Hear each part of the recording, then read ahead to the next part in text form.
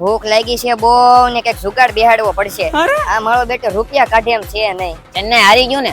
અરે ઈ બધું જુ માય. તને ખબર છે 100 રૂપિયાની નોટનો કલર ફરી ગયો? ના ભાઈ ના, નોટનો કલર કાઈ નથી બદલ્યો, આ જોઈ લે. હા અઘડી તું ના પાડતો તો પૈસા નથી એમ. હવે નાસ્તો ખાવા લઈ જા. ભગવાન, આવા ભાઈબંધો કોઈને ન મળે.